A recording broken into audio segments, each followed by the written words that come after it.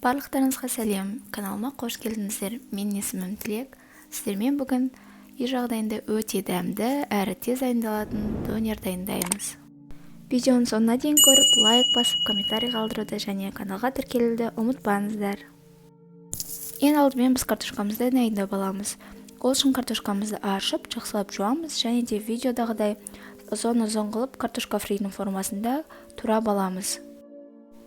Картошкамызды жақсылап жуамыз. Міндетті түрде жақсылап жуыңыздар, өзінің бойындағы крахмалы кету қажет міндетті түрде, және одан кейін жақсылап тұрып кептіріп аламыз. Ешқандай құрамда су болмауы қажет, ол міндетті түрде, себебі сіздердің фриларыңыз жөнді шықпай қалады. Картофелімізді жақсылап кептіріп аламыз және де табамызға майымызды құйып қыздырамыз.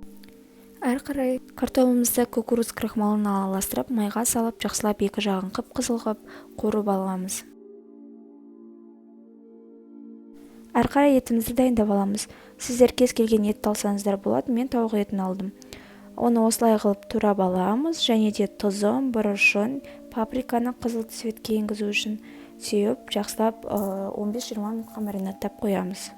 Маринадталған етімізді табаға салып, орташа отта екі жағын қызартып, жақсылап қуырып аламыз. Дайын болған етімізді ұзыншалап жақсылап турап аламыз. Одан кейін огурцы помидорымызды дайындап, оларды да ұзын қылып тураймыз. Әрі қарай соусымызды дайындаймыз. Соусымызға майонезді және кетчупты араластырамыз және де барлық заттарымызды кезек-кезек арасына соусымызды құя отырып салып шығамыз. Сіздерге кеңесім, ол соусын көбірек қосу. Сол арқылы іші сочный болып шығады және өте дәмді болады. Менде сәл-пәл аздау кетті, сол себепті құрғақтау болып шығып қалды. Орап дайындап болған донерларымызды қызып тұрған құрғақ табаға саламыз және де екі жағын осылай қызартып аламыз. Біздің донеріміз осымен дайын. Сыртындағы лаваш өте қытырлақ, ал ішіндегі начинкалары бірін-біріне үйлесіп, өте дәмді болып шығады. Міндетті түрде дайындап көріңіздер.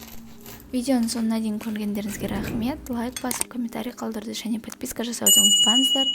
Ал сіздерге ас болсын.